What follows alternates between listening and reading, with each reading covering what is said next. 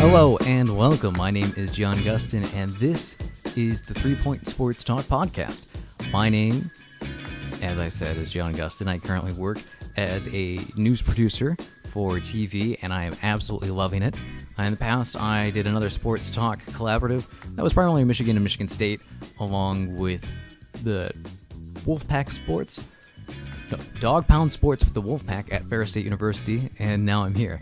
I've always loved sports. I've been passionate about it. I've been personally insulted by Tom Izzo, and that was a fantastic moment. Him coming up to me talking afterwards and just having fun with it and just rolling with everything that it brings, and this is exciting. So I am really happy to be back doing something I really enjoy and love, and we're going to hop right in just a moment. Just want to explain really quick what the 3-Point is. It's a multimedia effort that I've created because it's going to have 3 different points of development. We're going to have the sports angle. We're going to talk primarily Michigan, Michigan State, along with the professional teams in the state, and then NBA and NFL. A little bit of others might float in there from time to time, but that's the primary emphasis. Sorry, baseball fans, but if you're a Tigers fan right now, you probably don't want to talk more Tigers, unfortunately. That's just how it is.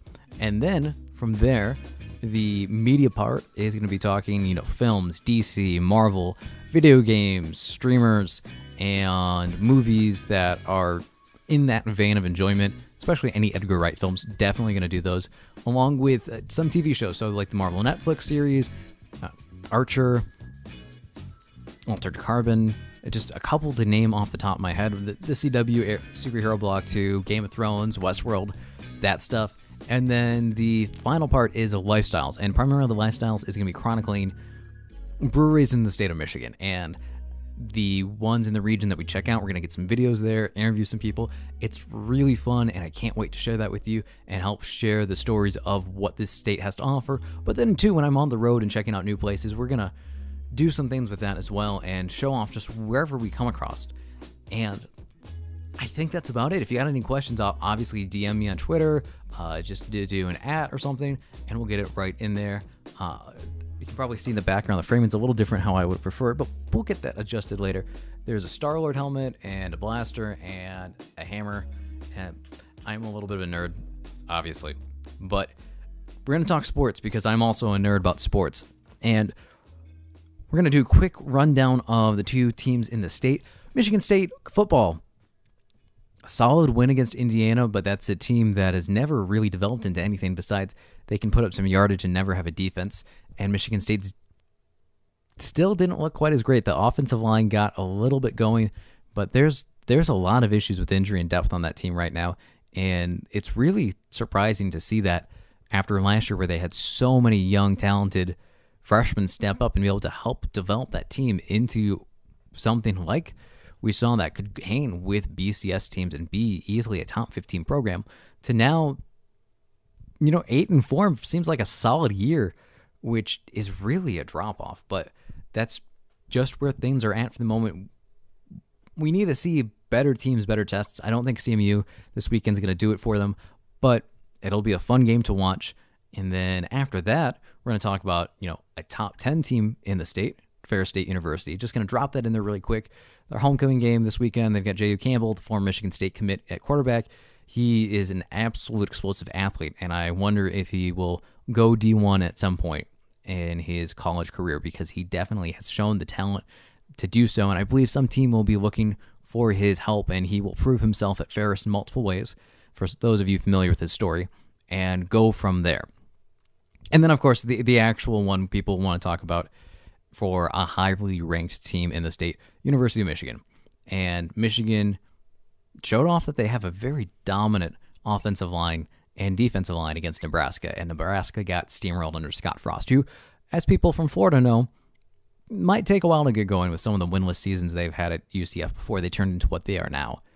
And with Michigan, kind of the same thing with Michigan State, where they've both had barometer games. I do think Arizona State is going to be a good team. I don't think they're going to be a great team.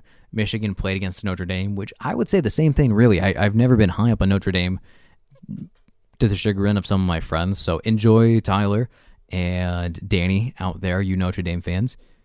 Enjoy your season and your weak ACC games that don't mean anything and your non-title game. But, Notre Dame does have talent, but they're not going to put it together. It's like Georgia. Georgia was always ranked as they're a top 10 team, and they'd go 9-3. And they're still not even now near that. I think they've taken a step back as a program, getting new coaches, and they're trying to do something. But with the SEC where it's at, it's rough because then maybe you are a good team, but playing those SEC games. Anyways, we're going off on tangents here. The point of the story is that Michigan is going to be a strong team until they play an actual strong opponent. And from there, it's not great analysis, but I think Shea Patterson is definitely more of a sit back in the pocket kind of quarterback, and you're going to build around him. He's not going to be the one to gunsling down through the air. I do find it really interesting that Harbaugh, the former quarterback whisperer, the guy who found Andrew Luck, really hasn't gotten a quarterback at Michigan. He's had transfer quarterbacks, Jake Rudock from Iowa, and now Shea Patterson. Why can't he get his own guy and develop them? It's been 4 years now. So we'll see about that. But they play Northwestern, 4:30 game Saturday. They're going to win that at home. I think Northwestern might throw a few punches, but they're not going to be challenged on their schedule until they play Wisconsin. And I think Wisconsin on the 13th of October is going to be a real fun game to watch. Michigan State, on the other hand, CMU, then Northwestern, and then Penn State. So the Northwestern games will be an interesting comparison. Just back-to-back weeks for Northwestern. Rough schedule so far to just see where they're at equally. And then they host Penn State, which will be the real test because they obviously choked against Arizona. And otherwise, they could have been undefeated heading into that matchup. Still can make some noise with a one-loss team, but not quite there. But I think Big Ten Championship for now, with how the college football playoffs is situated, that's going to be a discussion for another time. But obviously, you all have to think you want an 8-team college football playoff. And I get that then that means you can get a 2-loss team in there or something ridiculous. But I think you would mandatory Power 5 teams, they all get in. You got to win your conference championship to get in to the top 8.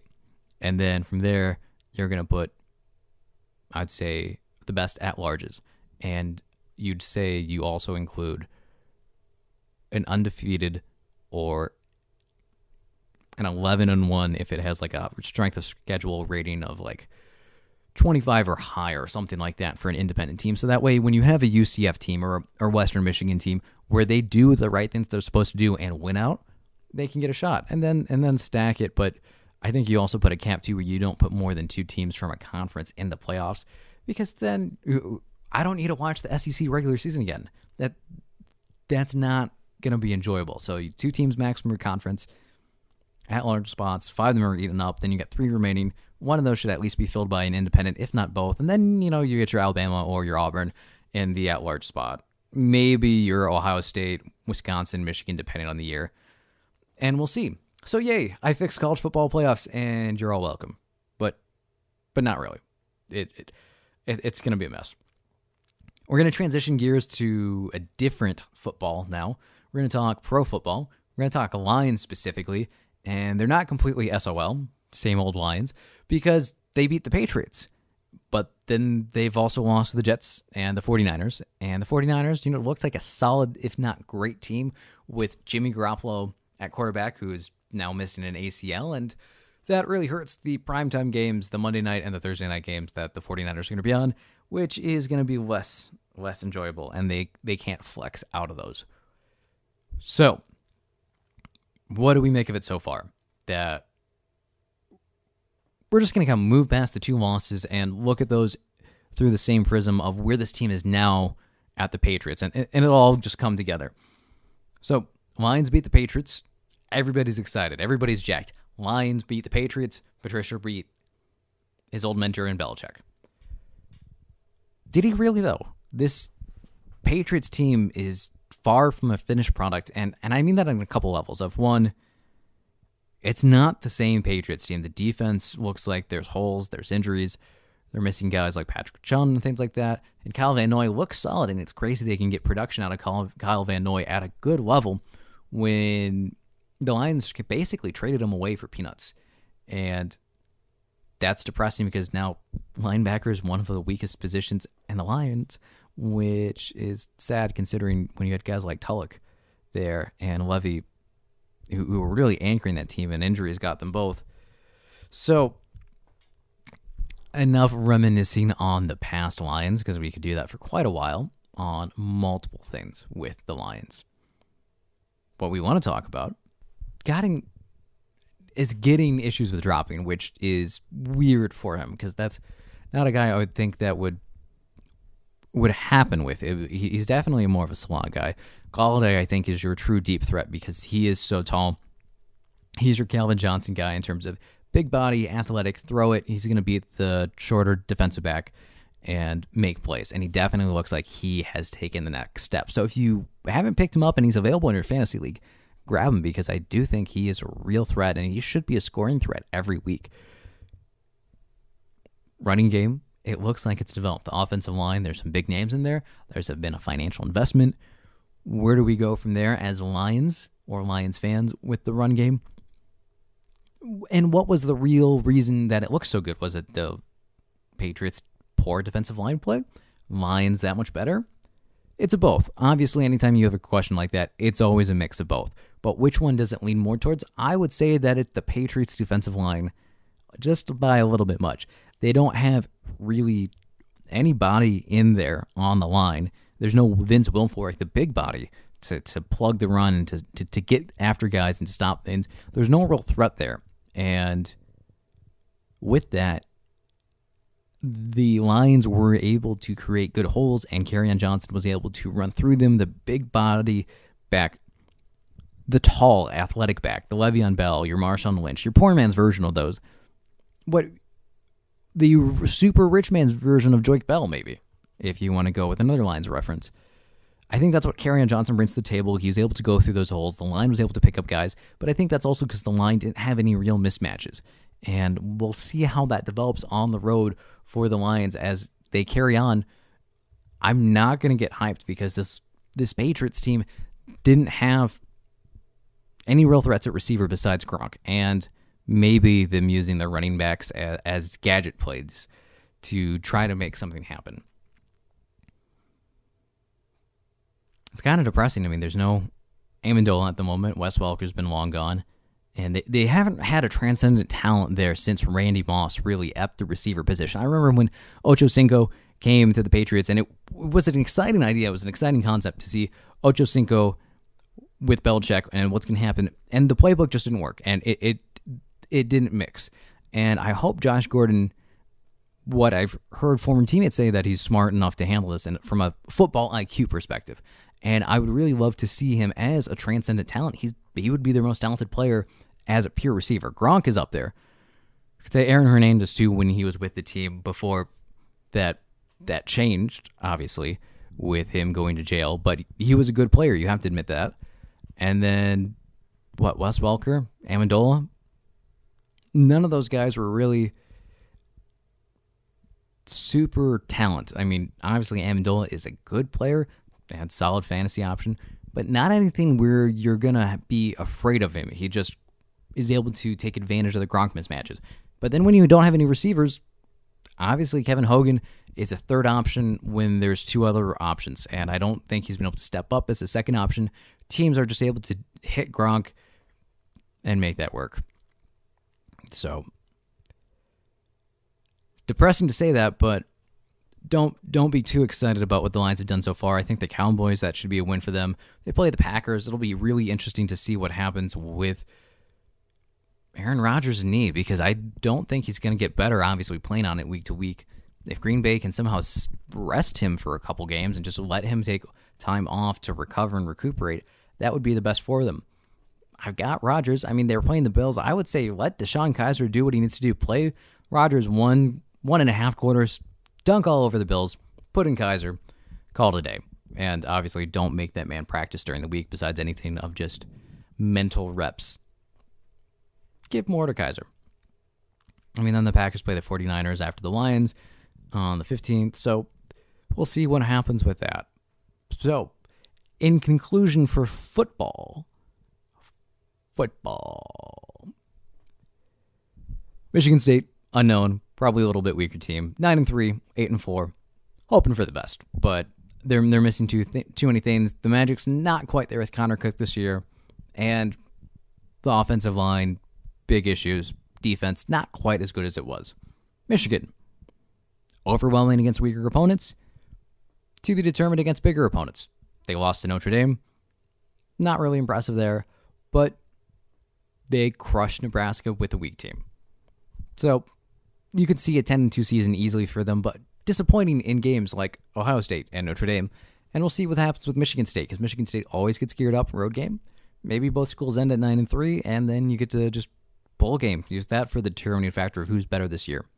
Besides just, who wins that game, the big game, because little brother doesn't exist anymore unless you're just saying, hey, Michigan has the worst record, or is the older school existed as a university when Michigan State was Michigan Agricultural College. But that's irrelevant. I mean, you can get insomnia cookies in both cities. And really, I would say that what do you come down to? Lansing's got some fun things to do. Ann Arbor has a lot of fun things to do. Lansing's a lot easier to get around. Ann Arbor, logistical traffic nightmare during game day. And that is frustrating, especially in a night game. Other assorted football thoughts, mostly NFL. Fitzmagic. You really got to think. Fitzmagic. I'm hoping. I picked him up. I dropped to Joe Flacco. I picked up Fitzmagic and throws 3 interceptions and bounces right back and throws for a ton of yardage. I've never seen him have offensive weapons. Eric Decker doesn't count with the Jets.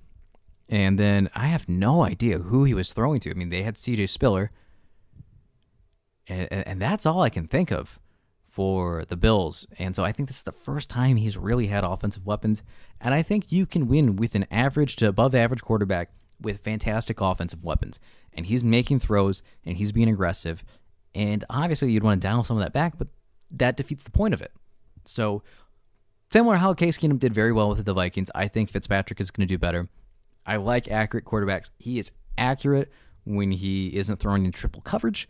And even then, it's still good throws for the most part. Just sometimes bad decisions or things happen down the field where the receiver's not quite able to be in position to get that thrown ball.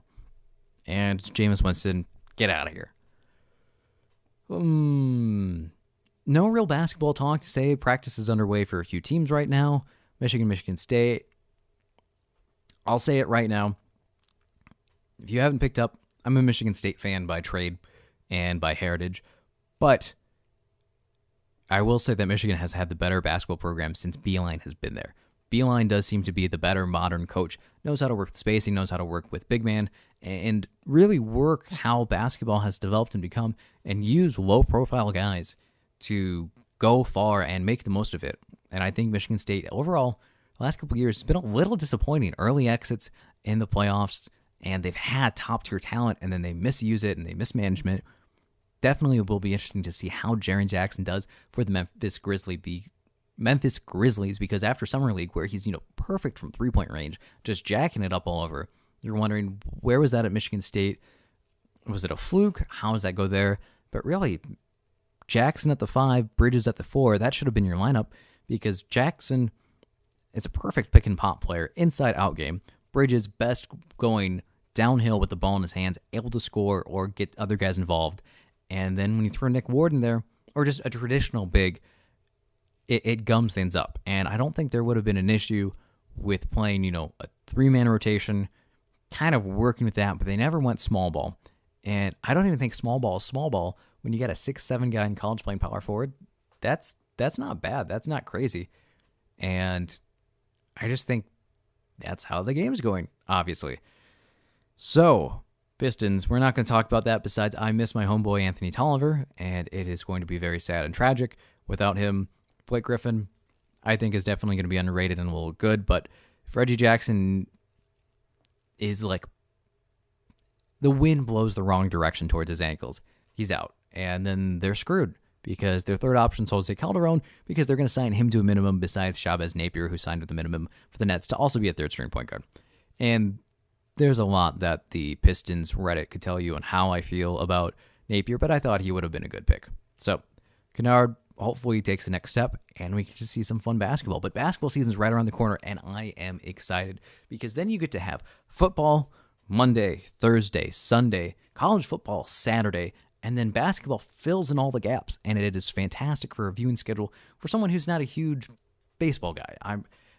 I'll get in there with the playoffs, but we're not into the playoffs yet. So give me some good playoff game baseball, and we'll talk then, because I've had the opportunity to work with some amazing baseball teams this year. The Manistee Saints gave me the opportunity to go up, and I got to be basically in a communications role to help game day produce, and I called a few games, and that was an absolute blast. Got a background with Great Lakes Loons, used to work with them way back in 2014 as an associate producer as well. Worked all the baseball games, their live time talk show. So I do love some baseball, just quality baseball. Please give me some, ball in play. And I think that's going to do it for today. Unless there's anything new we want to really talk about, I don't think there's anything crazy happening. Maybe Venom. We'll see how that goes. I'll see that sometime too. And then the new Anna Kendrick movie. Go see Crazy Rich Asian. English, obviously hard for someone with the microphone in front of his face. Crazy Rich Asians. Fantastic movie. I can't recommend it enough. It is a cute date night movie. Definitely go see it with either, date night people, significant other. You'll just enjoy it. It's a well-done movie. It's a well-produced. Have fun with it. And then I'm just kind of waiting around here till Captain Marvel, which is a while off. Aquaman and Fantastic Beasts are the ones off the top of my head. I don't think John Wick comes out till next year, John Wick 3. So before I ramble anymore, we're just going to cut it off right there. So thank you so much for listening. Follow us at The 3 Point on Twitter, 3point.com, and I'll talk to you next time.